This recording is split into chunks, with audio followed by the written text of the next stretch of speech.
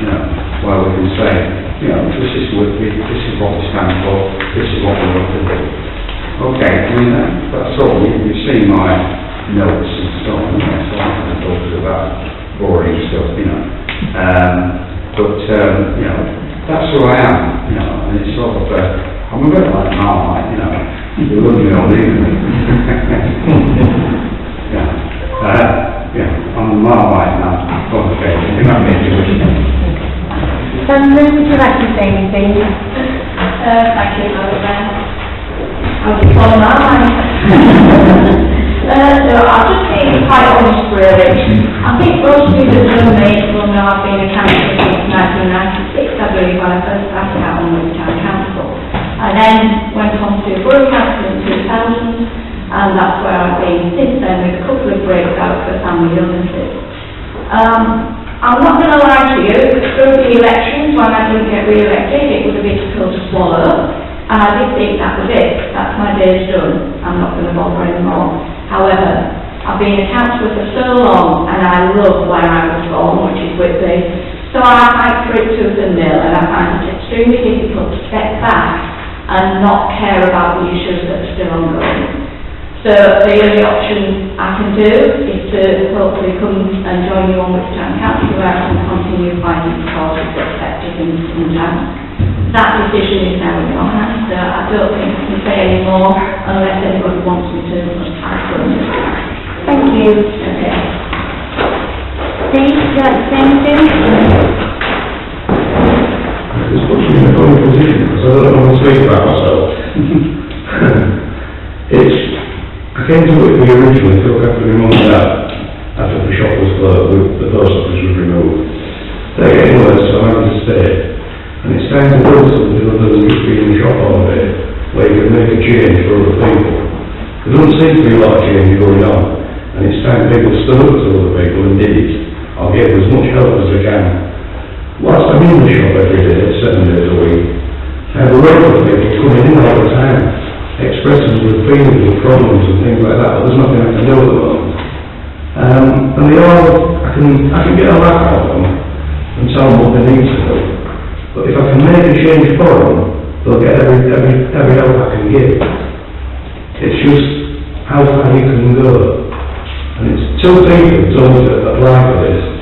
One is an ex-mayor and said, you've made changes before, Steve, if you want to do it, do it. And the other one was serving MP who said, I mean, he's brought no misery to people's houses in the 80s and you believe, because he owned a bottle with all black lace. He has a great sense of humour and he said, go for it, because you can make a change. And that's the reason I'm doing it. It's for everybody else. Okay, thank you. Right, Councillor, if you'd like to have down your chosen.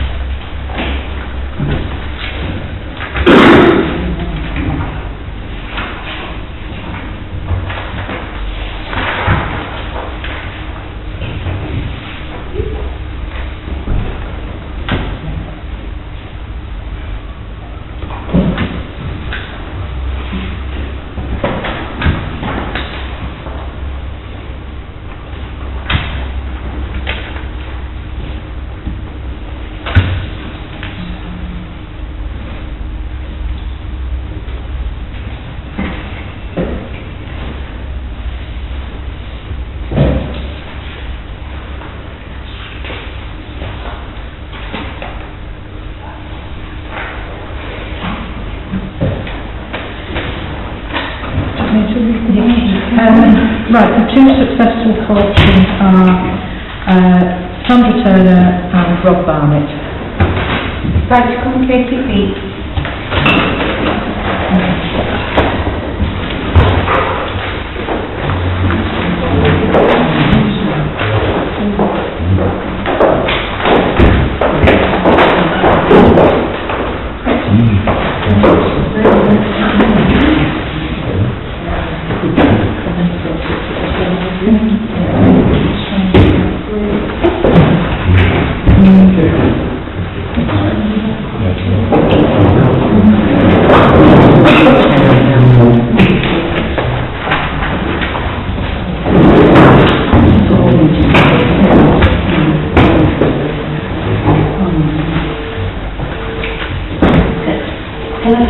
Just for clarification, does that mean we still have a vacancy in the... We do. We still have, we still have a vacancy in Russet, that's right, yes. That's right. To revenue numbers.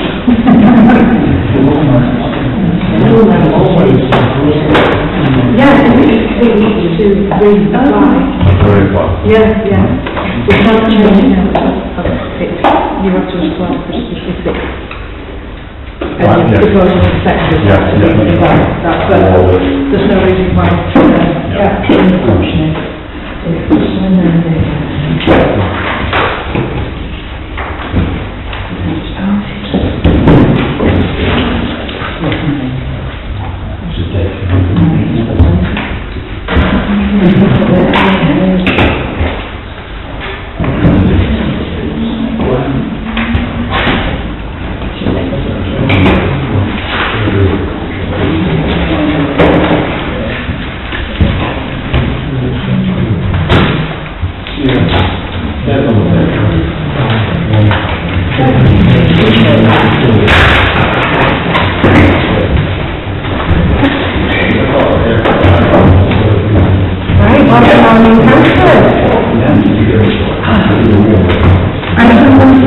External report, to receive report from the external body is present, it's not your place. Over to you.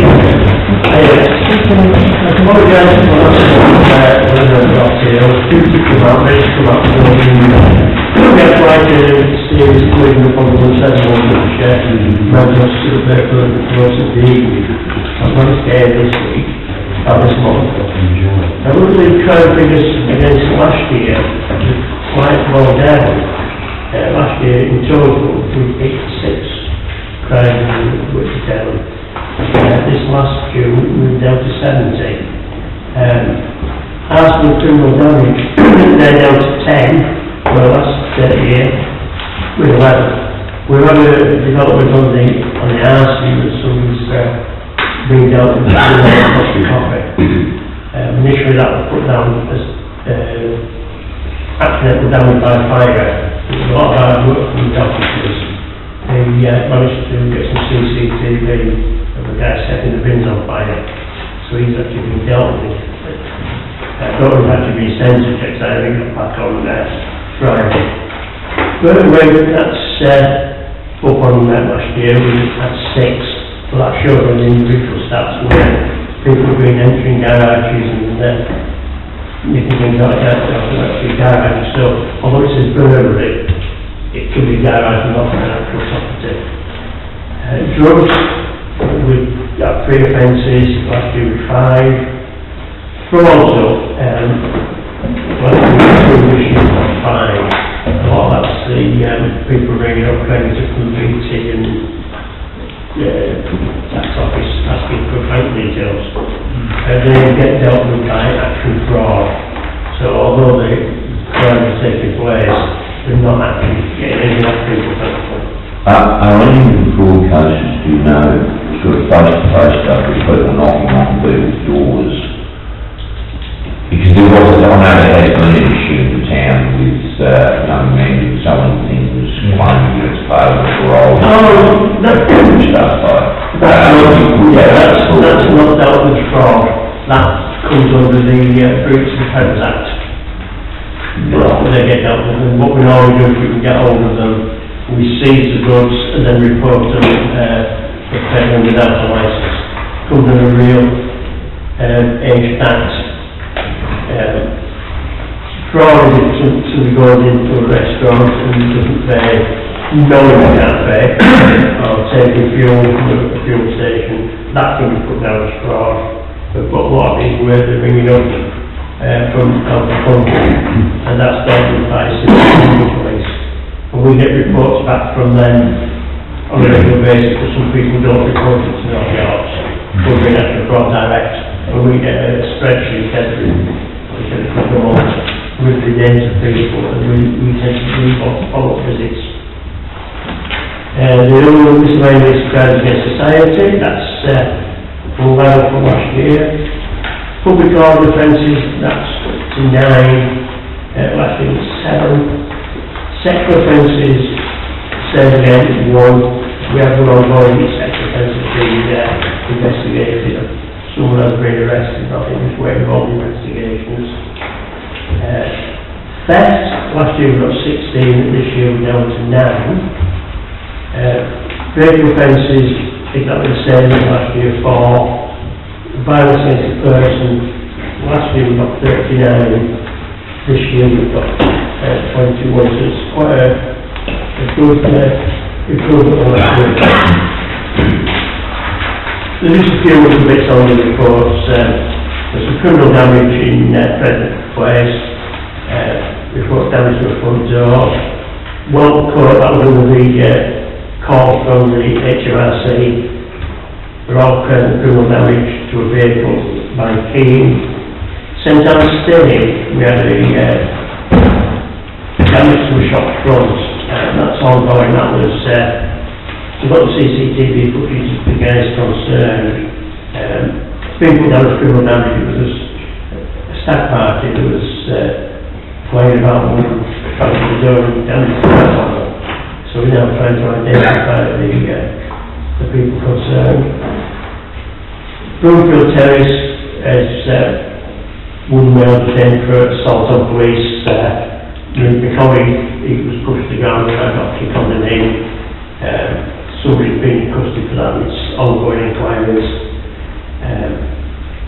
Springhill criminal damage to the road, some sort of vehicle.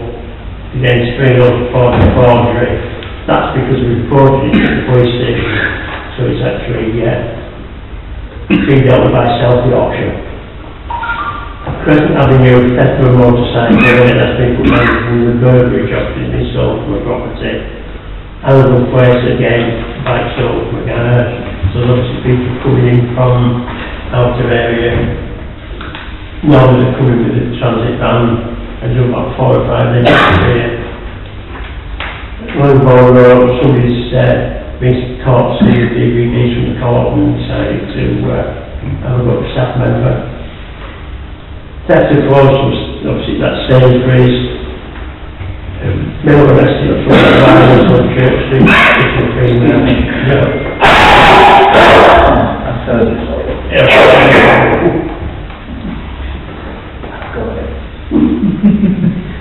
That's just how the person wrote the report, really. I was doing the same. Theft of a motorcycle in townhouse, I think down in Whitby. Mayfield, there's obviously a sexual offence, that was actually down near the Rutland area. Awful Court for forgery again, another call. Final Road, another phone call. The guard may arrested Shelton Hall Street. Westbourne Avenue, drugs, that was a warrant. We've got a small amount of drugs, and it's been done by a drug and alcohol referral. That's because it was an argument. That's not going to be London. It was a garage engine in London. Westbourne Avenue, where somebody's broken and stole the car and something. All of course, another phone call. Criminal damage in London where property windows were smashed. That's just a quick rundown of the crimes. Now there's been a lot of work being going on with the anti-social vehicle drivers. We're now at the weekend again, engaging with them on around the town. and giving them suitable advice about if they don't, why the next thing the cars are taken off. We could stop them twice, we will actually see the vehicle. We started this weekend as well, where we're out on the streets on the Friday, Saturday afternoons, going down the pubs for the drinkers, and getting them to door staff, doing licensing checks, and this patrol open to try to combat some of the problems between the pubs. Yeah, can I just mention the fact, I'm sure all of us have been aware that with the hot weather and this time of year there are, as you said, many stag and hen parties. What tends to happen is they tend to congregate outside the pubs that have got police, as I'm sure you're aware. Yes. Across the harbour. Are there any restrictions with the number of people that are allowed to collect within their fenced off area? Because we did happen to notice that on this last weekend, the Wetherspoons were spilling over onto the pavement. I mean, making it a problem for people to get past. And the dolphin and occasionally the pier, you do get large groups of males and females. The hen stag parties will be there. They present such a poor view of this town. What on earth must families think when they come and see that? So is there anything that we can do with regards to controlling the numbers or spilling out onto the streets? I think to raise that with the licensing, because they've all got numbers that can have in the property on the licence, but I don't know how that relates to the outer area. So if they can have 300 people in a pub, and they've got an outside area, whether they can have 300 inside and maybe 50 outside, that would have to come by there. Is that something? I'll send an email, see what, I mean, I know a lot of the clubs actually say they won't actually have hen or stag parties or large numbers, but it sometimes worries me when you see that many people all eager to one place and spilling out onto it. So if there's a restriction to the number of people that are allowed inside and allowed outside, I think that's something that possibly could help their door staff as well. Because at the moment, if they're turning people away, they may not have a reason to turn them away without there becoming an argument. Councillor Knox, sorry, Councillor Knox. Yeah, the offence is actually drinking on the street, isn't it? No, That's the offence. That it is. no, it's actually gone. We did have the DPP, which is designated public place, was set up by the police and the council, where it was illegal to continue drinking after being told not to drink. So if you were walking down the street with a can of alcohol drinking it, you weren't actually committing an offence until such times as you stopped drinking it, as you refused to stop drinking it. Then we released you for expanding. The DPP went out about 18 months ago, because they changed all the legislations around. And now they have to look at public place protection orders, which is really to jump through hoops to get those. I know they had Scarborough Road problem getting one from the town centre. There's so many objections, but it's something that's all under review. But it's not like the old offence. It will be from our point of view, if they made an absolute offence to drink on the street, it would make life a lot easier. It's like parking on pavements. Up until the pass the law, it's not a reason to park on the pavement. If there's many reasons to park on the pavement, it would solve all the problems like up the road, we would just go tick everybody. Councillor Shumper? Yeah, I think it's obviously under fire regulations, about keeping them establishment. So obviously there's a set limit, and if they breach that limit, then we'll be breaching the fire. Yeah, we all got towers. Yeah, but I think obviously the door staff will should control people that are in that area. But there was an event on last weekend, it was the normal soul weekend. Yeah. Not fire, which was more busy than normal. When I was out on Saturday night, I wasn't the first one we gave it. we would go down the street and go to but, I mean, yeah, I think the problem is it's early on through the day. Yeah, when we come off the bus early morning, about 11 o'clock, I mean, I think it gets a bit quiet for the evening. Evening time, we've had buses come in and tend to go off all 9 o'clock. That's probably some issues about that. Councillor Turner, sorry. Councillor Turner, thank you, Madam Mayor. Just really with regards to, have you had many complaints or reports of people causing disturbance in the streets in Bristol? I'm just alluding to that because obviously if there's a lot outside the pub, one presumes they're getting quite a lot to drink. So for public space protection orders, they are difficult to get, but you can get them if you substantiate that with the amount of complaints and concerns that are going forward. If you haven't got that, we're not getting the evidence together. right. There was significant evidence at the last meeting here from Mr. Slythan, who said that he was regularly disturbed by drunken behaviour in Church Street. And I was just wondering, how many of these public order offences are in the community impact zone? Do you know? No, not without research every single one. Okay, it does appear from what we hear though, we do have a significant drink problem afternoons and evenings. I know there's a problem in Baxtergate on Saturday afternoon with weekend stag parties. And I wonder if it might be a good idea for Whitby to have a late night economy visit. And what that is for any members of the council who wish to attend a late night visit to see what happens when the bus turn up. You will not be allowed in. It's difficult to organise. You will have to have a licensing officer there, probably a protection officer, community protection officer, almost certainly a policeman or two, and you will be kept together to go around and see exactly what happens on the late night economy. You may feel it's best to go on a Saturday afternoon in the stag season, or leave it until for another couple of weeks until the schools break up, and then see what it's like on a Friday evening or a Saturday evening in town. It really does bring it home to you how antisocial behaviour can stem from drinking, and it's well worth going to. And I would like to ask our elected members if they can arrange that through the licensing authority, because they're the people who have to organise it.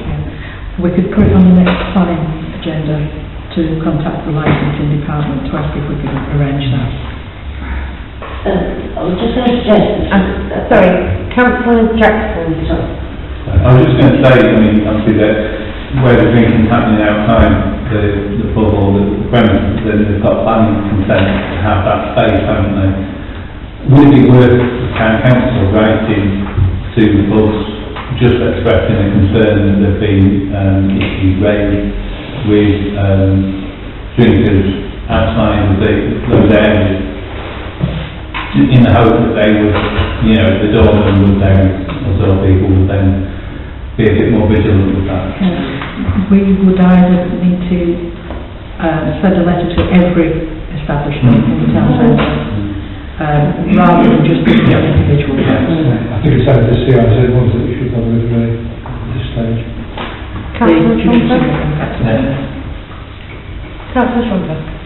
I don't think it's got any worse than the other things for you. I mean, I was on Taylor Street, and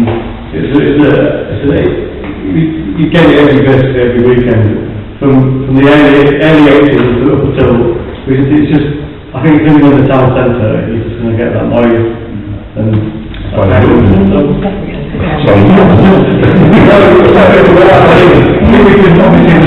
a break of the law, and it needs to be dealt with. Right. Councillor Stevenson, you've got his hand up. Well, I was going to suggest that Gareth double that and second the motion if it's been taken by the... Yes, that's what I was just going to say. We've effectively got two proposals. One which is to put on the next planning agenda about having either a late night economy visit or a daytime economy visit. So that was proposed by Councillor Knox. Have you got a seconder for that one? Councillor Anderson? Yeah, do you want to put that one? All in favour? Against? Abstentions? No, sorry.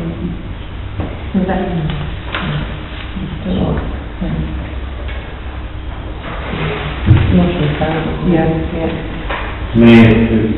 And then the second proposal, which was from Councillor Jackson, that we send a letter to all the pubs in the, and I think that was an amendment, the cumulative impact zone, and that was seconded by Councillor Stevenson. So all in favour? Against? Abstentions? I'm sorry, I'll get back into your shop. Can I just say one that bit? I visited all the licensed premises before we went on a week and spoke to them all about controlling the customers outside. And I know Gareth Gilliard has also been, and it's been raised at the watch meeting. So there should be, the other visitors should, calm it a bit. Councillor Wilson? Yeah, I still want to say, the phone calls that come from HMRC, well, reports come from HMRC, BT, Microsoft. Yeah. Is there any point in reporting them? Yeah, the photo actually car. Because I get them quite regularly. Yeah. So, I don't know what they... I don't know whether they come from overseas. The company, that's, we were just talking about that before the meeting, the come from overseas, so the actual crime takes place outside the country. With the crime, it's always dealt with by the force that originates, like if somebody commits a crime here, and the report is seaside, they'll back it back to us to investigate it, even if that person lives in seaside.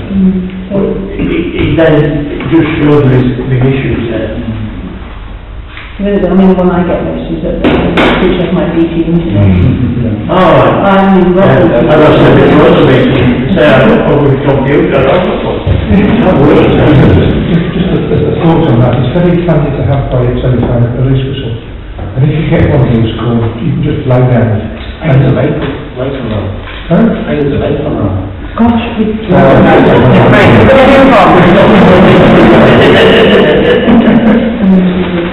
Can we have a first and a second to receive the report? Councillor Wilson and Councillor Jackson, all in favour? Unanimous. Are you in favour of it? Councillor Barnett, are you in favour of receiving the police report? Are you in favour of receiving the police report? Yes,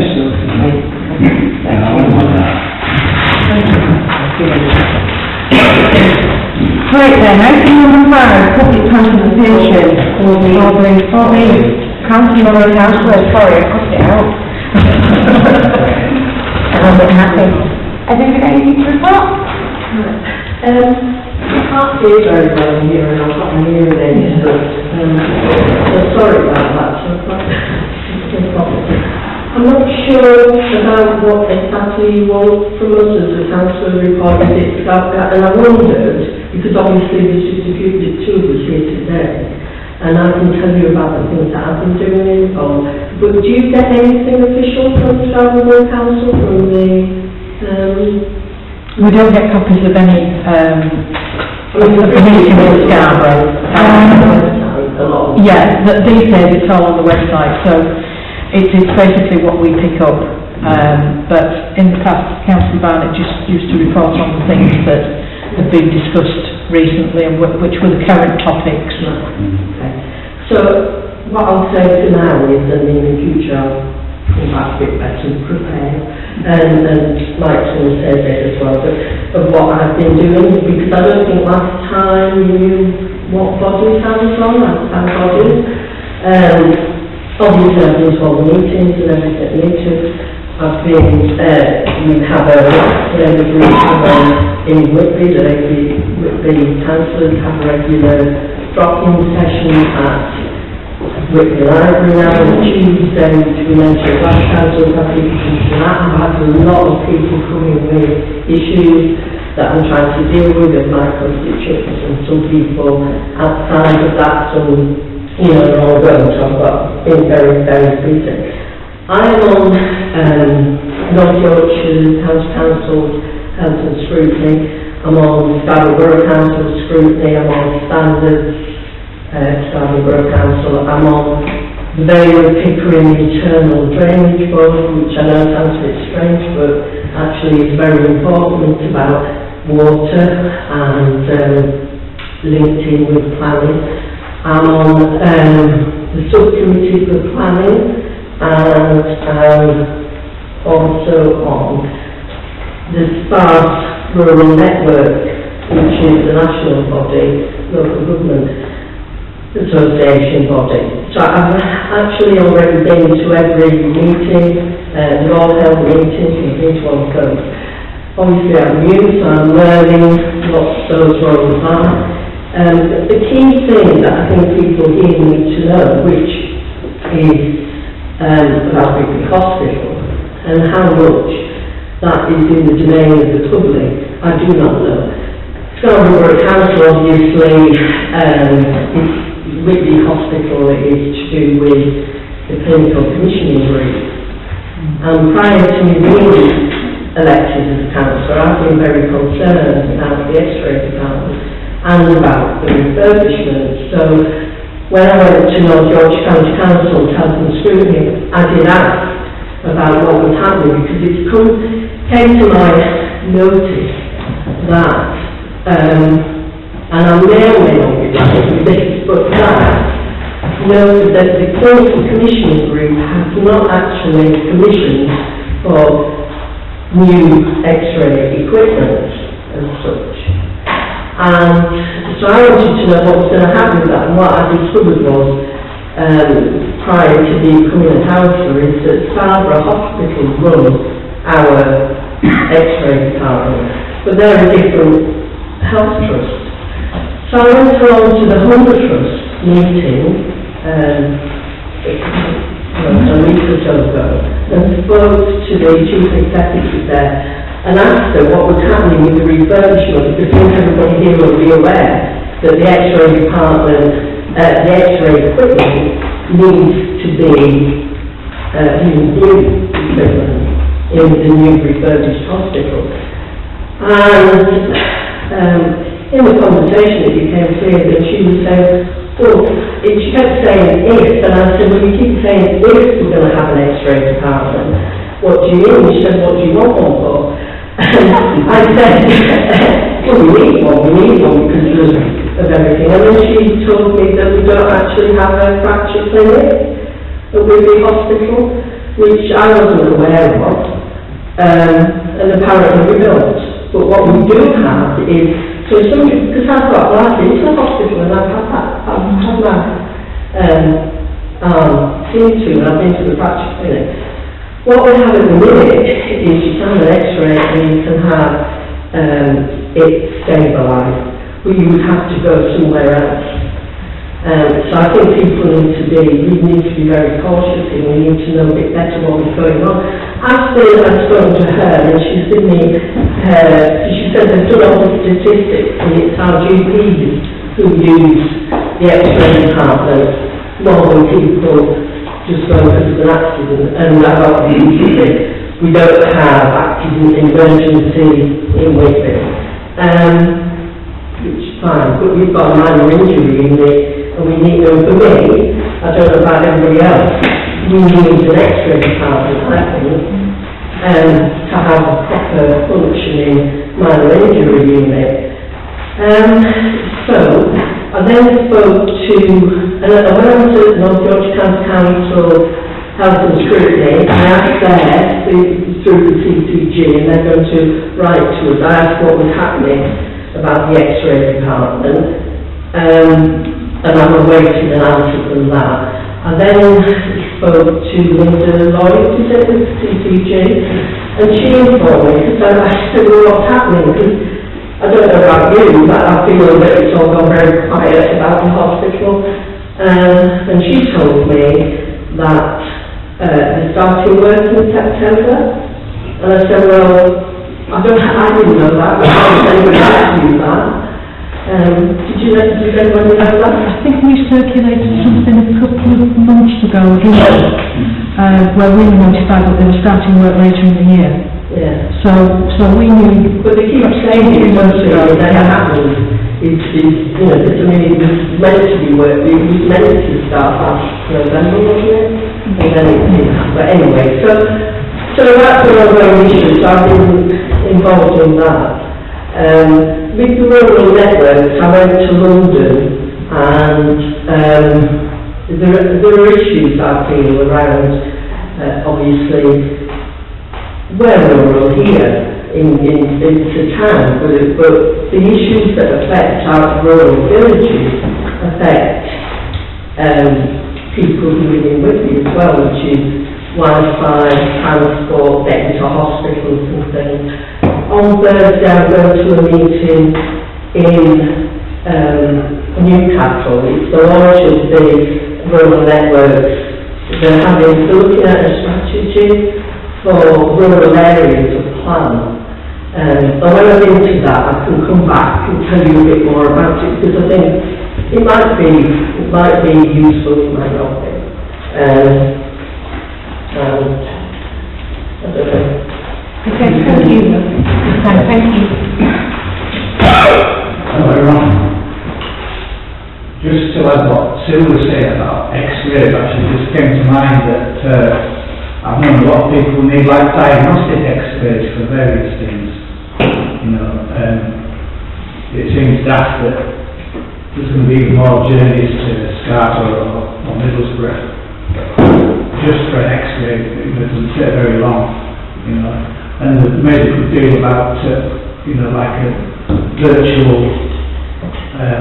consultations for the new hospital. But I don't think they can do virtual X-rays yet. That's the new Wi-Fi, though. Yeah. So again, going on from what Sue said, I should say that I'm on the planning committee and the licensing committee. So I may well be interested on going on the evening or Saturday afternoon visit. That would be appropriate. Yes, yeah.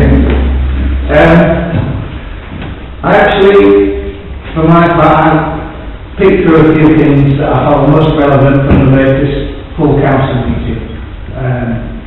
One of the things that was looked at was the annual report and improvement plan 2019-2020. And it's one of those documents that's mainly sort of full of traffic lights, you know, red, amber and green, and looking at under various categories. You know, if amber's not too good, green, you know, things are improving, and red, things are declining. And it's mostly aggregated figures, it's all aggregated figures for Scarborough Council. But I picked out the ones that are red, you know, so we're very happy if things are improving. The ones that came out as red were smoking, prevalence of smoking, obesity rates, alcohol-related hospital admissions, winter deaths, and fuel poverty. So they're obviously pretty concerning. And personally, looking at some of the other information, I saw that the wage rates are actually static. Okay, so if the wage rates are static and prices are going up, that might explain some of the fuel poverty and things like that. Yeah.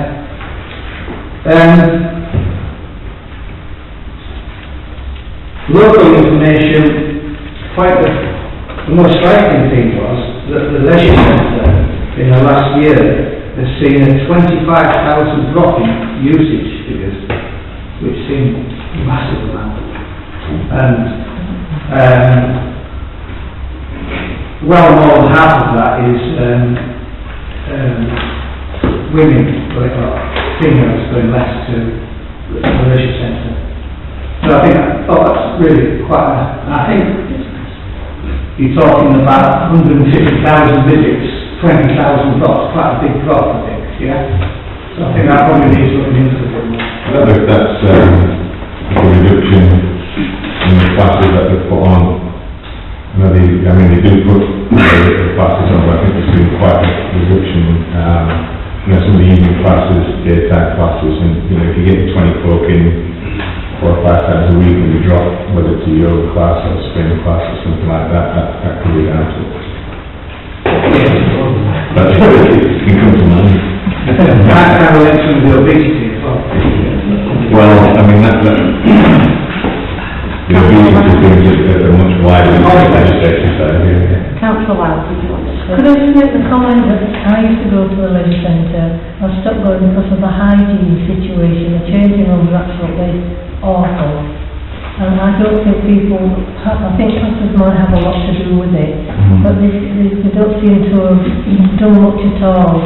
When you get past the front desk, it's not good. Councillor Dennis. Thank you, Madam Mayor. I think that if we take it a bit further then, if there's an issue with the hygiene, then I would propose this council write a letter to Scarborough Council, because the leisure centre is run by everyone active on behalf of Scarborough Council. So if there are issues, I know quite clearly that Joanna will go and visit them and feed back to us any issues that have been found and dealt with. Councillor Ryan, when were you last at the leisure centre? Well, it was last year. Well, we've had a total revamp since then, it's very, very good. If there was a complaint, it would be that the showers are too hot. But you don't need to, honestly, you don't need to send a letter. Go and have a look around yourself, it's brilliant now. Councillor Jumper. Yeah, we got a couple of years ago, we did a study on obesity through planning, and it was, at that time, it was quite low. That was child obesity as well, in regards to takeaways being near schools and things like this. So it wasn't a major problem about 2 years ago. That's changed recently. But in regards to the leisure centre, I think there's a few things that we're looking at. The tennis courts is one of those things. I think maybe we should put it on a town improvement or planning, just to talk about facility, and then, because I think we are being let down in regards to tennis pavilion in town, and that was a fantastic asset. That's disappeared over the last few years. So I think I agree with Councillor Taylor, but maybe put it on a programme aspect. Apologies for that, I thought your visit had been very recent, Councillor White, but I would still agree, I think we need to look further and Proposing and be seconded, so that Councillor Trumper and Councillor Derrick are proposing that we put it on a town improvement agenda, which will be 22nd July. Councillor Turner's original proposal. Yeah, but Councillor Turner's original proposal is to write a letter about specifically the leisure centre, which has got a slightly broader picture, So all in favour? That's unanimous. Councillor Stevenson. I've also got a motion I'd like to move arising out of the Borough Council's report. Sandra and me, for the last 12 months. I noticed you're nodding there, right? And, it'd be as well to, get together a group. We've argued with Richard Bradley. We'll do some more meetings, you'll have dinners on this. I think it's right that the whole sort of running and functioning of it, and Sandra in particular has a lot more sort of expertise in this area than I have, I dread going down there now because I get accosted by people, shouted at. Yeah, we do have a working party. I think that would be a good idea. So the next time we've already formed a working party, so if Councillor Turner and possibly yourself want to put your name forward, we'll be involved in the meetings with all I'm arguing found is that, Sandra in particular, you know, I mean, you know, she's working on, you know, I mean, I'm not going to speak for her, she's Very, very briefly, because we've already got a partner in place to deal with this issue. But one of the main points of moving forward with this from my point of view, the arguments we made, and Rob's quite right, we did have many, many meetings, was that actually Scarborough Council should be putting that building into a really good state of repair before it comes over to Town Council. And with the money spent on Scarborough Indoor Market, yeah, that's right. hundreds of thousands of pounds, I think it's only right, and I wouldn't say promised, but I was assured that we would be looking at Whitby Market, and that's where all this came from. Yeah, yeah. And I have to say that meeting was very, very well attended by the Borough Council. Yeah. Taking it seriously. Yeah, it was taken very, very seriously. It was always, sorry, apologies to the chair, it was always going that way, so that they do see the problem, they do see that it needs to be brought up to a certain standard before it moves on. So when we know a date for the next meeting, we'll let everybody know. So. Can I ask a question? To have a bit longer notice of dates of future meetings, because we only found out about the last one 3 or 4 days before it happened. Right, yeah. We'll say, I mean, we don't know yet when they're going to come back to us, so, yeah, we'll try and get a bit longer meeting. Can we just read that information? All right then, flooding awareness. I've got a direct report. Oh, sorry. I attended a meeting on St Hilda's Way at the Naval Museum in Hartlepool.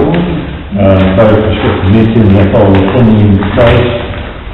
It's to celebrate the linking of the monastery there and the abbey. We were away or footpath along the coast. The funding is in place. We have a certain well markers down the coast with an interactive display which you can use on your mobile phone, and it's going to finish at the headland on the east side by the abbey. It's very constructive. There is a report done which Pam's got, and there's a contact and a name on the top which if you'd like to see it, you get a JPEG and distribute it to you. But very, very good to making well worth going to. It's good for the town. Yeah, thank you for going for us, Steve. Just received that. Sorry, not on that note, but while it's under members' reports, I'm not sure if there's an opportunity this evening to mention about a sculpture report a sculpture trail going on the west side of. Yeah, we've got a meeting with Janet Deacon. Right. An officers meeting with Janet Deacon next Friday afternoon. Great. Because it was one of my staff, Helen from the Planet Art Gallery, that actually put the bid together on behalf of Liz Dowson just before Liz left. It was one of my staff that actually wrote that. There are some concerns. Okay. And it relates around the arts community generally and the way that they... I'll leave it at that, just to raise awareness regarding that. Yeah. So, item number 13, flooding awareness, family life. Can we just receive that other report? Councillor Hampton, Councillor Downs, so all in favour. You have to keep me in check. I'm keeping me in check as well. So we will get the flooding done. So, price for 5.5 metres, 3rd, 4th, 5th, 6th, 7th of July 2019. And we've reached those. Yeah, I can't help but the tide from the wrong side. All in favour of receiving. That's unanimous. And Scottish Development has not had anything. We have, because she's all been emailed today with 2 dates for one of these drop-in meetings. Oh, right, okay. Ulster, there's another one, there's 2 different dates. But if you check your emails, and I'll send that to the new councillors, it will say it That's my email, Tom. Sorry? That's my email. I have a password set for the... Oh, yes. I need to give you the phone number to get in touch with you. That's John Brett. So, I don't know whether we've made a report about or a visit to Potash. Oh, no, we didn't. you like to do that, Bill? It was a fantastic visit. Oh, it was amazing. I was very impressed. Some of the technologies they're using there are not being used in the country before, and the cracking on with it. It is a fantastic project for this area. It's a multi-billion-pound project, but we should be all very proud of it in our area. It's generating jobs, a lot of Whitby people there working. It's just a fantastic project, it's a fantastic development. And from the roadside, or from actually driving past, you wouldn't believe the scale of what's going on in there, because you don't see hardly any of it. No, you don't. And you can see from how the building is, how when it's finished, it will look like protection from the leaves. It'll almost look like that painting in the corner there.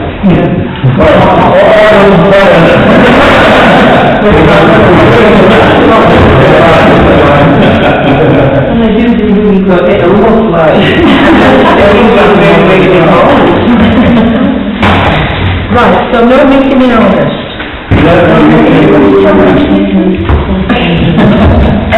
I'll put it on the website.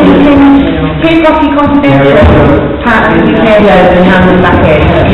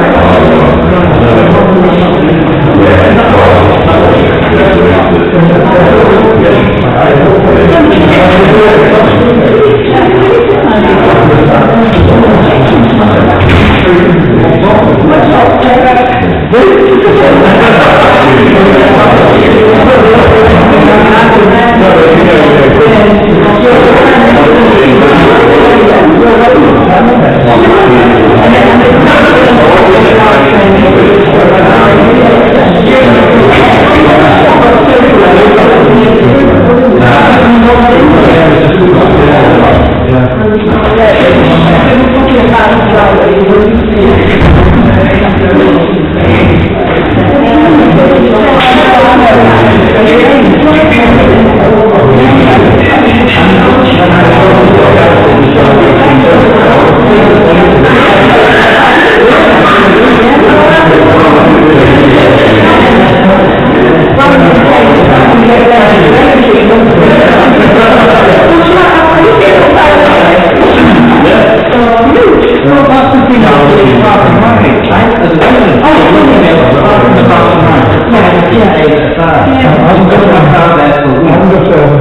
Wait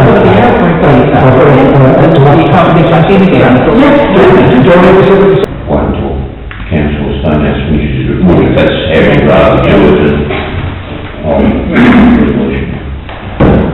Okay, I'll move on to just a couple of other things that I picked out that I thought you might be interested in. There was some feedback on usage of the park and ride on the Abbey Place, the temporary one. And the figures for the first 2 months of operation, 6,000 journeys. So, I reckon that's on average, what's that? 100 a day. And I think the consensus was that we're happy with that and it's going okay. So, yeah. Councillor Turner? Thank you, Madam Mayor. I can bring a bit more information to that if members would like to know, please. It was just that I actually initiated that park and ride facility going up there because obviously with the ongoing works on Church Street, we have the pier works that's taken up a substantial amount of parking on end of the wall. And it was felt, or I certainly believe that officers agreed, that we really feel that people will not use the Abbey Headline car park. It's a beautiful walk down, but quite a hike to go back up. So the hope is that the park and ride facility will encourage people to use that car park and alleviate some of the issues we've got in the centre of town through the lack of parking that we now have. So, and the park and ride bus does run every day from 10 till 7 and they're half-hour trips. And I also negotiated that residents at Greenway have free access to that bus. I don't think they're quite aware as they could be of that, so if we can do anything to publicise that fact, that would be a great thing across. Yeah, did we not put it on our website when the first time? When it first came up, yeah, but then I think there was an issue about, we thought there was going to be free use for the residents, but then some of the bus drivers didn't seem to understand that. Absolutely free use for residents. Yeah, right, so we can publicise that again. Councillor Trumper? Yeah, I think it's still, it's a great car park at the end of the but it's still, I think it's still underused. I mean, we want more people to use it, but I think with the fact of that, maybe something after the season's over that we request that it becomes permanent. If I can come back on that, the figures were going to be calculated so that we could assess if it was financially viable to create that every year, because obviously that bus has to be paid for, and at the moment it was just a provision really to try and help the town centre and alleviate that, but it would certainly be looked at, Councillor Trumper. Do you want to let Councillor Stonehouse finish? Okay, so finally, Councillor Tucker, myself and Councillor Campbell have had a lot of communication complaints about the DBID. Councillor Campbell collated those and addressed them to the portfolio holder, the new portfolio holder, Councillor Collin, and some of them. Some questions were asked in the council chamber itself on the day. But I gather that all the questions that were asked, that were sent by Councillor Campbell, are going to be published. But I can basically summarise what I took from the key point that I was wanting clarified, is that we are told that the council is no longer in a position to stop the DBID from going forward. That's a big one. And we have got legal obligation to collect the monies from the DBID. So if the council was not to do that, then the DBID company, I think, would have to be able to make a claim against the council. And the time when the council could have vetoed the DBID was actually before the ballot took place. I've done a bit of looked at the actual legislation, and after the ballot took place, my understanding is that a complaint could be made to the Secretary of State about the conduct of the bid.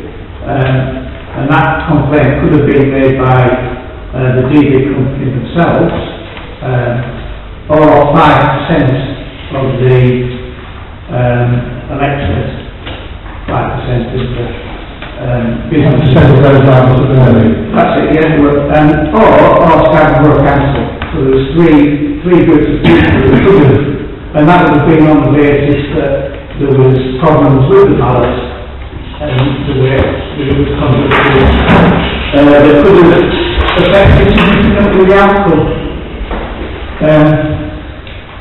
So I've asked a further question, I'd like to see more information about any complaints or correspondence that the council received from the start of the ballot to 28 days after the ballot result was announced.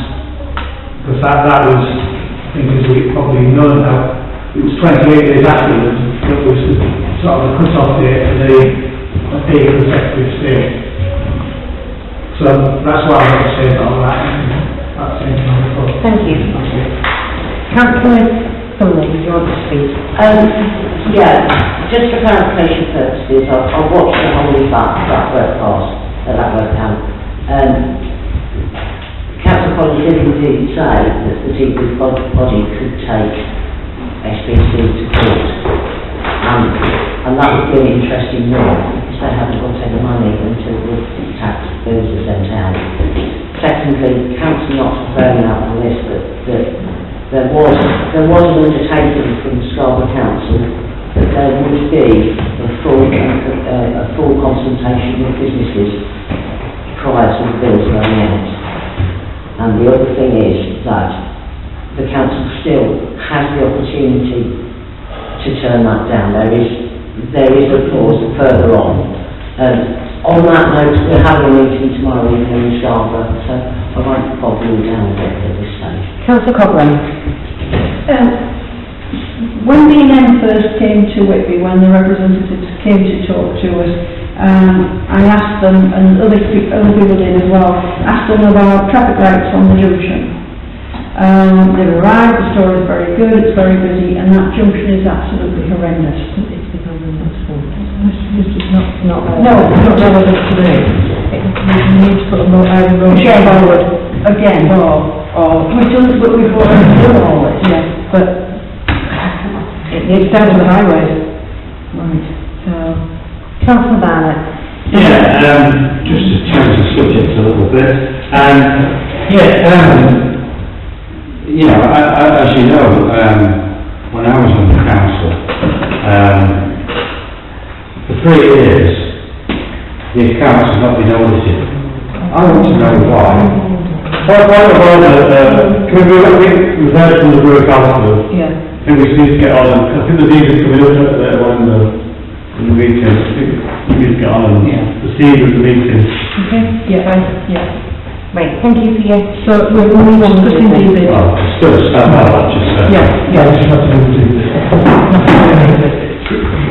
Can you move on with the meeting? Yeah. Can we just ask how there is items 4 in the agenda, an appropriate time to ask questions of borough councillors regarding such matters as maintenance? No, we would raise that through a committee. Right, thank you. Item number 5, public... I also share the commotion arising out of the reports. We've already had one. Move business on. Well, we can do business on one.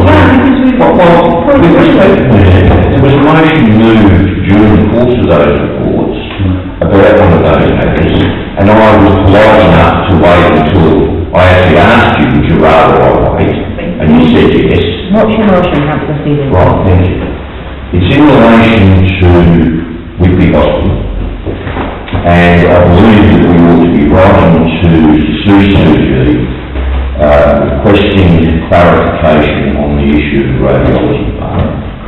Now, I move that because very clearly, under some pressure from certain sections of the community at the time that the redevelopment plans were drawn up, the CCG rejected the notion that this was no longer going to be a hospital, and in fact was being turned into a rehabilitation unit, simply that services would change. But one of the things that the community was told at the public meeting was that there would continue to be a radiology department. By the time that the CCG came and addressed this body, after 3 letters insisting that they do so, and then finally turning up reluctantly, that question was raised again, because already their position had changed, and basically we were being told that What's the motion so we can vote on it? Yeah, I mean, the thing is, the motion that was taken so far was to refer an item to another committee, right? If you want to put a motion on the full council agenda, right, you contact me before the meeting and put a motion on. The motion that we've had so far has purely been to refer something to another committee. You cannot discuss this really tonight. Well, it's arising out of a report. And there was plenty of other occasions where motions have been moved. Motions have been moved to refer it to another committee. I think I have sympathy for Councillor Stevens' proposal here, but I think if you propose to take it to another committee, then they can deal with it and... Or to propose it to next full council. Or to propose it to next full council. I think, because it's something to do, again, it's a borough council or county council. The last motion was regards to a property which is linked to a company that runs residence on behalf of the borough council. This is slightly different, but I do have, before you propose, I mean, maybe put it on a different committee agenda, such as planning or time improvement. Well, I think it needs to be dealt with the full council meeting, so I'll do as the town clerk suggested, put it on the agenda for the next meeting. Yeah, and if you actually write your motion down, you can speak on that motion, but the specific motion that you're asking people to vote on needs to be clear and concise. Well, I thought it was that we write the CCG seeking clarification. Yeah, well, it was all part of a wider... Well, no, I was speaking to it. Wait, shall we just move on? Item number 5. We agreed to put that on the piece of paper. So, you can't come and do a motion, yeah. You can send it next tomorrow, and it will go on the next week council agenda. But the cut-off point is the Wednesday before the full council meeting, because that's when the agenda is issued. So any motions that any councillor wants to send in have to be to me before that. Item number 5, public participation. Lady at the front. My name is Mark. I'm going to read this out for kind of something on the 16th of June, my 12-year-old granddaughter was rowing in the race of the friendship club and experienced a very traumatic situation. As they came around the end of the extension, the fishing line became entangled around her neck. As the line had come out of the water, the hook could have caused her serious injury. On the same day, another young rower had a fishing reel in her hand which bled badly. As they leave the harbour, the hoppers shout to the anglers to pull their lines in, but they frequently take no notice until verbally abuse the cops to handle rowing. I'm now aware that there have been many incidents in the past when rowers have even had hooks in their backs and gone to hospital, and Rowing had a hook in her lip. Apparently lines often get tangled as in all. I strongly believe that the safety of the rowers should take priority over the hobby of fishing, and I believe that measures need to be found immediately to prevent this happening again. I've contacted Scarborough Council and Councillor Janet Jefferson on the 26th of June. The team at Whitby Harbour are aware of the problems caused by a small minority landlords, and there are a number of measures currently in place, which are regular patrols in the area and standing restricting anglers from fishing in the harbour mouth. She says over the past year the number of serious incidents have risen, and the harbour team are currently working with Ancient Coast Guard. She's also said that shortly to begin a media campaign, but that SBC have limited powers to move persons off the piers. I've asked what the limited powers are. I've seen no evidence of a media campaign yet. On Saturday the 6th of July, I went to see what signs was in position and where the anglers were fishing from. There are 3 signs and they are all different. The first sign is on the wall above the seating area on the first section of the pier around the corner from the slipway to the sand. The sign is currently obstructed by the contractor storage area, but would not be seen when people are sitting on the wall anyway. The sign says, in the interest of public safety, fishing is only permitted on the seaward side of the upper and lower decks of the outer pier. Does that mean permission is required? And does seaward include fishing out from the end of the extension? The second sign is on the lighthouse, which is what's along with the signs, and that says, fishing permitted from seaward side only. I don't think either of those signs will be seen by the anglers. The third sign is situated on the railing facing you as you enter the steps to go to the lower level of the extension. I observed an angler fishing from the upper level, and his line was positioned at the end of the extension and had been cast forward, and it had drifted into the harbour mouth. That sign says, no fishing in the harbour, lines must not be cast or allowed to drift across the harbour entrance, craft have right of way. This sign does not mention that it is in the interest of public safety, only that craft have the right of way. Rowing to Australia every Monday to Friday between April and August. Coronation Cup will be held on Sunday the 28th of July. Bad weather, it will be over the following 3 nights. Regatta races will be 9 to 12th of August. I think SPC and the behalf of officers should be speaking to the rowing clubs and finding a solution to prevent rowers being injured. The further measures that should be taken to the members of SPC staff to be on the play during rowing races. I can see so that Captain Chris Burrows has now agreed to police the regatta races. I also think that any time things to be more prominent and more specific with consistent wording. There must be an enforceable penalty if the rules are not followed. If fishing is not permitted from the end of the extension, then the sign needs to say that and be more clear, and it needs to be controlled. Thank you. Thank you. Mr. Dixon. I'd just like to say good luck to the new councillors tonight. One of the issues I've noticed again coming up here tonight, and I've come up for lots of years when I've had the opportunity, depending on where I'm working, lack of public attendance as usual. I actually came up last Tuesday because the council meeting is always the first Tuesday of the month. So I turned up last Tuesday because I was going to come and support Bob. Nobody here, nothing. I went on the internet website and I was listening to it, but there didn't seem to be any details, and I had a quick look on today, and it didn't seem to make any notification today that there was going to be a normal council meeting tonight. Anyway, that's by the by, but you need to do something to get more public participation in this council, because people in this town are just fed up with the whole town. A lot of locals are just fed up with what's happened to the community.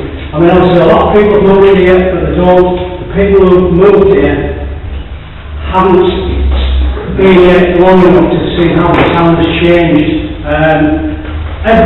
The topic about Saturdays and gangs of people coming here drinking, every weekend is Saturday now. That's how I deem it. Every weekend is Regatta weekend. When I was a kid, summer holidays was busy. Now, every weekend.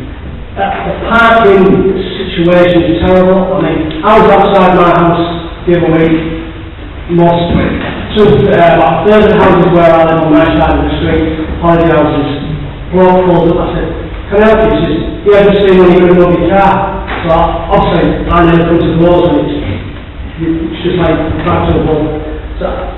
And there's been quite a few points brought up tonight, especially about the hospital. I mean, there's other things I've seen change. I've talked to Jane Byatt quite a lot, who does a lot about local education. She's a local education officer. 20 years ago in Whitby, there was a lot of night classes. There's no night classes now. Only the most basic, bare bones to the IT and maths. If you want to do something quite advanced, there's no classes, because there's no funding. It's like everything in this country, same as town. There's money coming in, but where's it go? Because here road is gone now, but sometimes you never see police on the streets. You never see police on the streets on a weekend. You struggle to see them. But so all this money, all this revenue comes into the town, and the whole trouble with the town is can't handle it now. The capacity of people coming in. The hospital is just second rate. So I just don't know. what's the future in it for a lot of the indigenous people. Thank you. Yeah. We need to get some more public participation, because I feel we don't want public here. That's my point. Thank you. We don't respond during public participation. We don't respond during public participation if there's something that requires putting on an agenda. Oh, well, change that rule. No, only thing that. Not because we want to see participation. Thank you.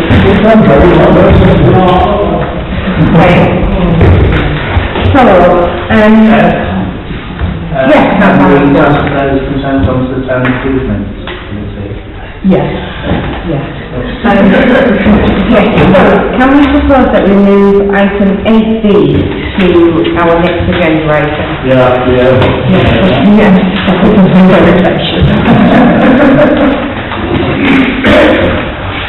So 8B, safety concern for rowers at the harbour.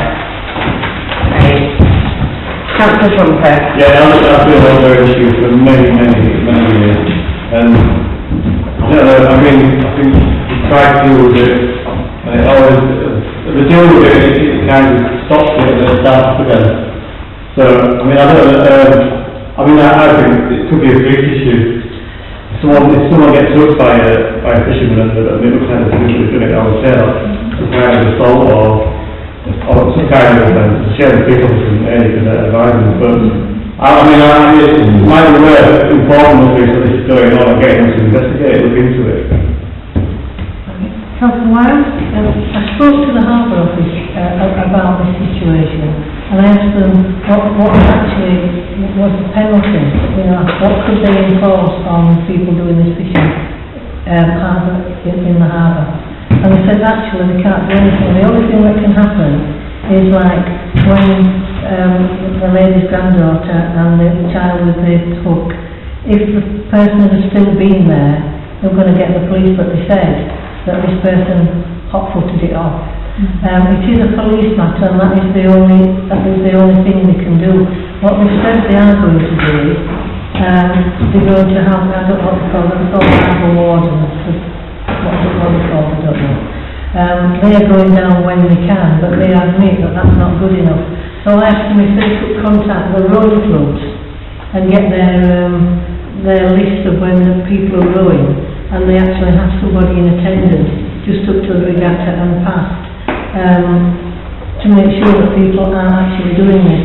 Also, I asked them if they could ask somebody from the rowing clubs to go down there and explain to the people who are fishing that they're causing a danger, because unless the police, they do cause damage, it's only the police who can do anything, which sounds absolutely ridiculous, but that is the case. Councillor Wilson. I agree, sorry, I didn't get your name, but I agree that really we need better signage, and we need bigger signage. So is there any way we can request that there is more and better signage on the bridge, on the pier? You can refer this to the Harbour Committee. Our Harbour Committee. Yes, and so if we refer that to our committee to request better signage. Second that. All in favour of that motion? Would it maybe be productive to meet with the rowing clubs as well, like with a representative, bring them to the Harbour Committee? Yeah, I know the other usually carry a knife, just to cut the line that they call. The Coxons used to, Yeah. They're not allowed now. Yeah, they're not allowed now.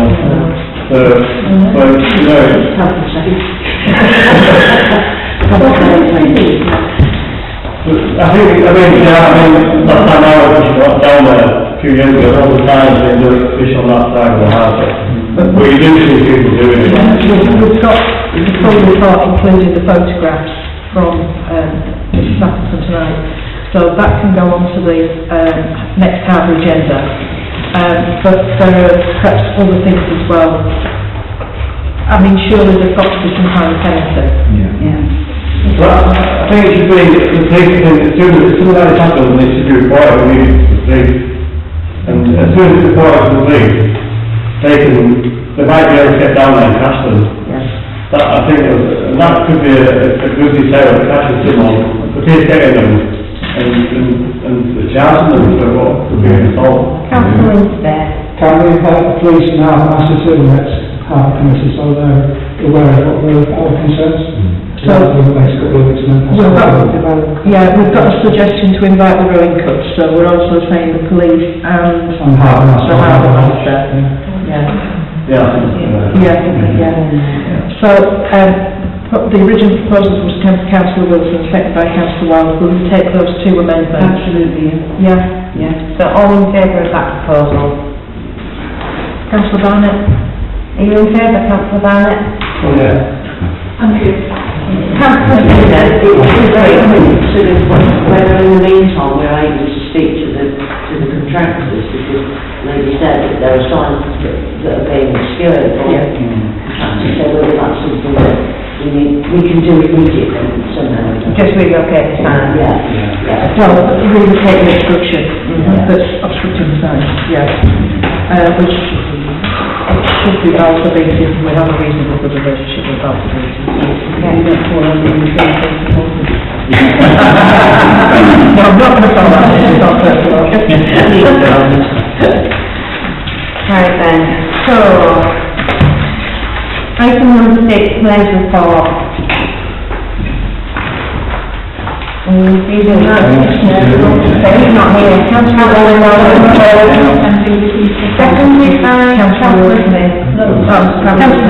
He's on there. Sorry.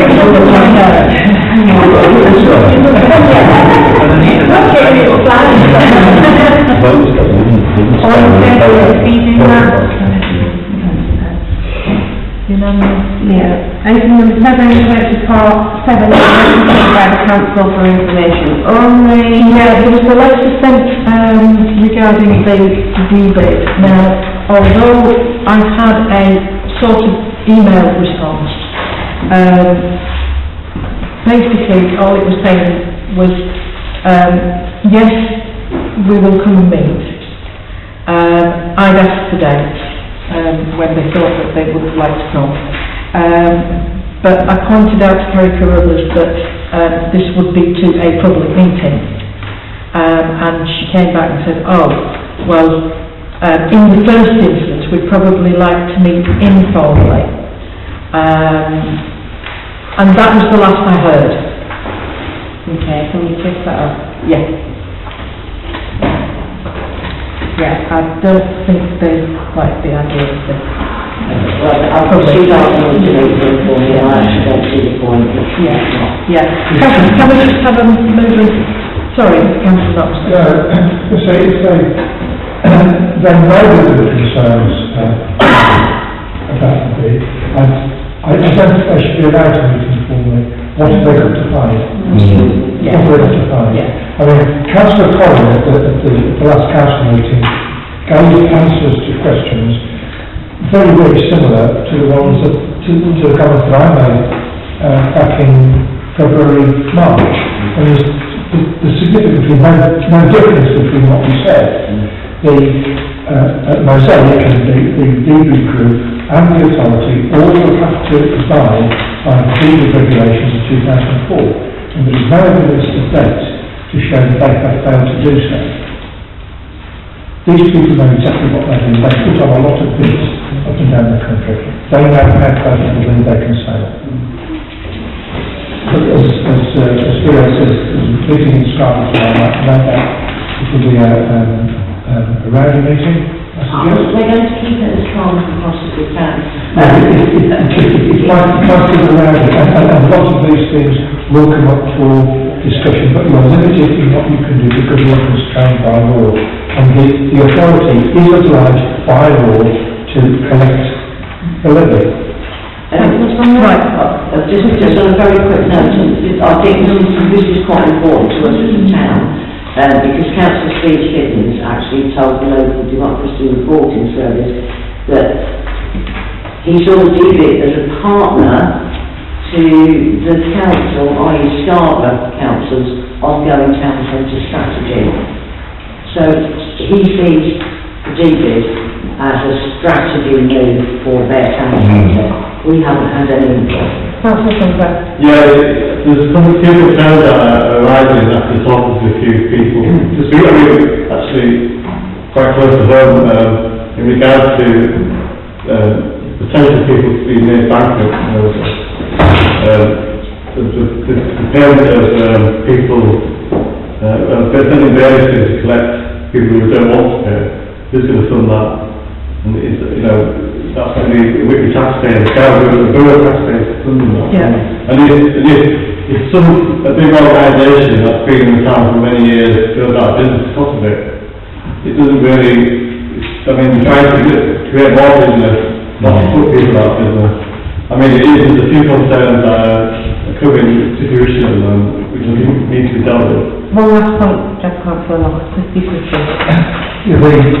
The process for collecting these monies, the council will send the bill out, it will be ignored, a reminder, that will be ignored, and final red notice, which we presume from some of these businesses, that will be ignored. The council will then take out the CCJ in order to collect the money. This is the normal route that the council takes to collect funds. That will be ignored as a reminder. The council will then obtain a high court judgment and damages will go in. And they will seize goods to value in order for the fine to be paid. That is what the process is, whether it's a bid or a business race or a parking fine or anything else. That is the process, and the council will be obliged by law to follow that, whether we like it or not. That is the process. Just to clarify that. Right. Can I just clarify a point here? So I'm going to chase up, and this town council is saying we want Mr. Clive Evans to come to a public council meeting. A council meeting that is in public, we will not be speaking informally or meeting informally. Yeah, so I've got that straight in my own mind. That's fine. Yeah. That's fine. Can we just propose to receive these letters? Yeah. Pick your moves in second about all the hands up. Yes. Item D, items for circulation information. I've had my hand up for a while. Sorry, Councillor Barnett. I think that we should invite the leader of the council. He's already been invited. I think, really, good. He has been invited to come to our October meeting with the new chief executive. Yeah, that'd be a first. Yes. We've never got anybody before. Yeah. I'm just suggesting that, right? Yeah, it's already been done, we've already expected that information. Okay, thank you. Item D, items for circulation information only. Yeah, I've just circulated some extra items tonight. One is the Whitby and Bloom agenda, the other one is the Cinnamon Trust, which are looking for, we'll put this up on our sort of website, yeah. But for those councillors who attend the Whitby and Bloom, it's tomorrow, I believe? Yes. Yes. 3 o'clock. Yeah. Can I ask question and second to receive that? Councillor Jackson, Councillor Turner. All in favour? Yes.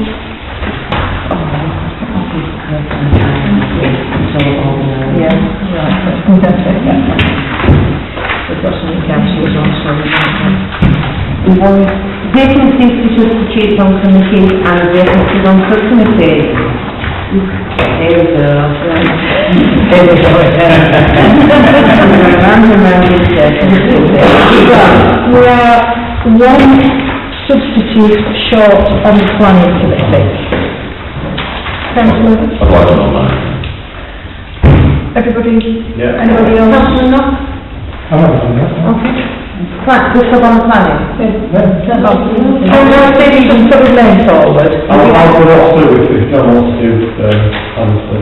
Right, okay. So that'll be Councillor Stevenson and Councillor Knock who will substitute. Okay. Yeah?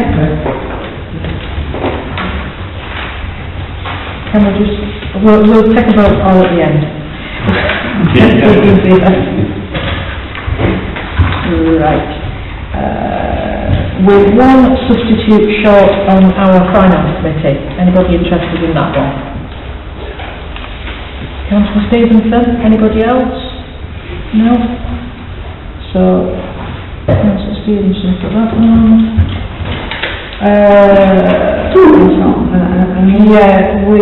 The Planet Park Gallery and Whitby Museum Joint Management Committee, we have one substitute short on that one. And do we need two people to take the finance and... No, because they're already, we've already done that. Oh, right, okay. Because that's Councillor Trumper and that's Councillor Wilson.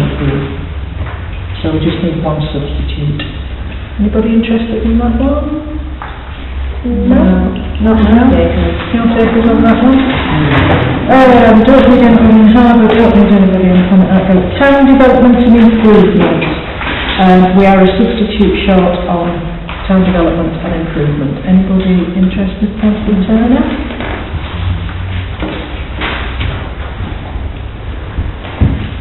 Right. So, can I just have a proposal and second for the substitute subcommittees? Councillor Pearson? Councillor Derrick. All in favour? Unanimous? Yeah. Right. We're going to do the subcommittees now. Yeah, right, now we're going to do the subcommittees. We require a substitute for the twinning subcommittee. When does it meet? As and when it's required. Councillor Harrison?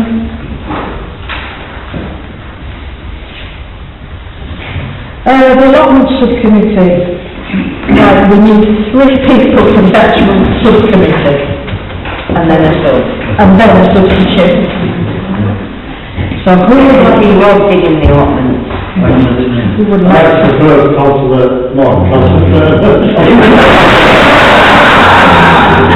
Everyone is gone.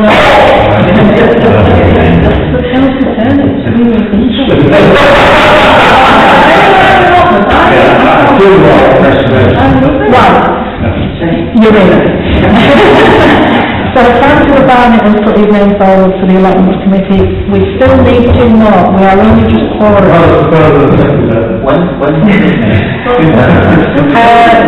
Usually Tuesday, isn't it? We usually try for Tuesday morning. Yeah, so Councillor Harrison, and believe me, it's one of the most exciting committees usually are. It is. Well, I thought we were going to have to be taken doing some surveying, I might as well join the committee as well. Anybody else? One more, come on, more. I'm looking at John and he's shaking his head. It's really good.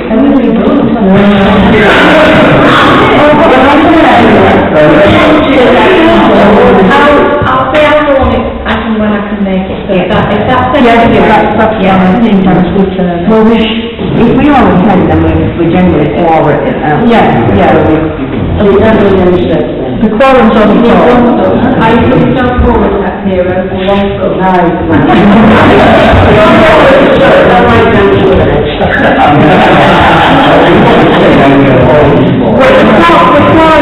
So if we've got 6, we should end up with, with 4. Yeah, and then I just need 1 more councillor for Christmas Lights Subcommittee, and I need a substitute. Councillors? I'll do that. Yes, this one?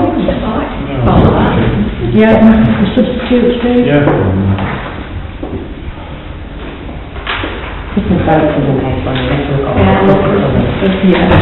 Right, so can we have, hang on a minute, Yorkshire Day hasn't finished, so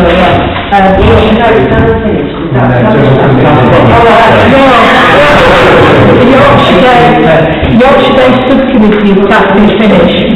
And after the second part, we'll have a wash-up meeting afterwards, but after the 2nd of August. It will be disbanded. It will be disbanded. No, we'll have another breakdown then. Evelyn, would you like to tell the new councillors about Yorkshire Day? I think they're both aware of Yorkshire Day. Are you aware of Yorkshire Day? Right, while we're just talking about Yorkshire Day, right, those councillors who have indicated that they wish to attend, Can they please get their menu choices back to me as soon as possible? And you, councillor, if you would like to attend, think for a menu. Talk to me for, there is a cost involved, councillors will be expected to pay for themselves and pay for their any guests, but there is an opportunity to attend. What we do have to be done today? Yes. At the door? Yeah. Yes. So if you're interested in that, let me know, and I'll get things to you. But those who have already said that they're coming, menu choices, etc. Okay, can we propose a really seconded to receive those subcommittees? Councillor Darwin, Councillor Coghlan, all in favour? Unanimous. And, yes, We still have vacancies to trustees on Whitby and council. Right, okay, so we've got Councillor Parston and Councillor Trumper. It's not on this task. Yeah, it's the outside bodies bit that we do, so we've basically 2 vacancies on Whitby and Blue, if anybody would be interested in that. No? Yeah. So can we start coming out to Whitby and Blue?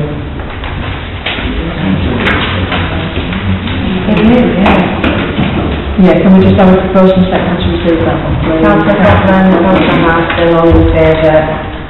Unanimous.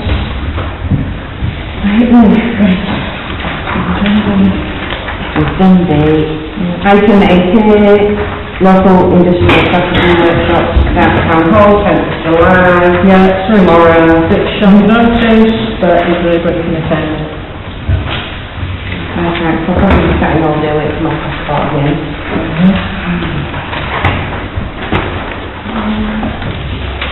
Yeah, unfortunately, it came just too late for the last meeting, so, it's all about the LEPs and joint approach to local industrial strategy, and you former borough councillors, I think it would be very interesting actually, unfortunately. I can't really arrange tomorrow. Nobody?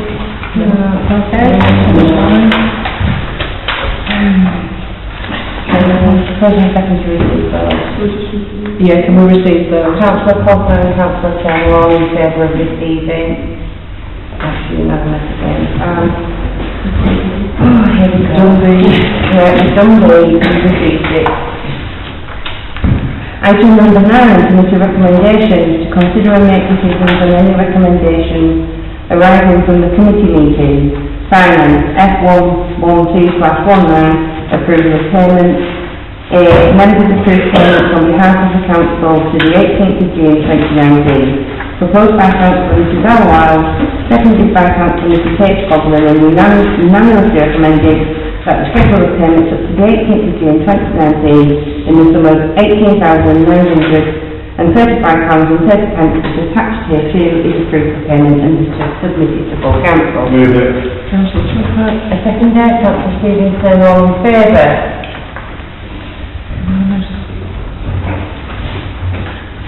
F11419, full council meeting August 2019, proposed by Mrs H Coghlan, seconded by Mrs Elwell, and unanimously recommended that the full council considers deferring the August full council meeting due to the work in respect of delivering Yorkshire Day.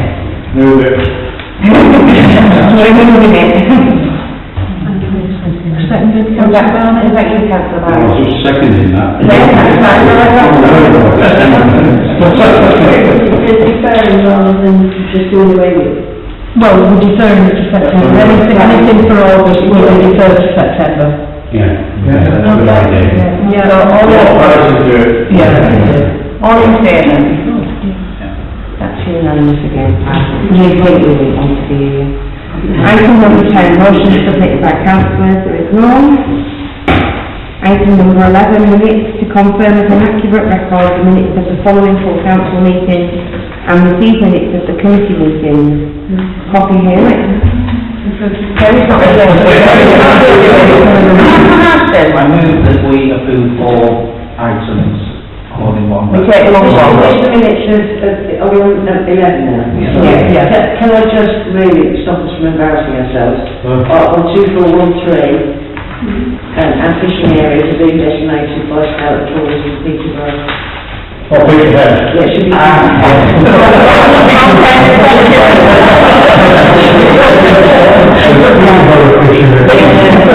These will actually be signed off at the harbour one, so they'll be signed off at the harbour meeting. We just accepted them, but we will make that amendment.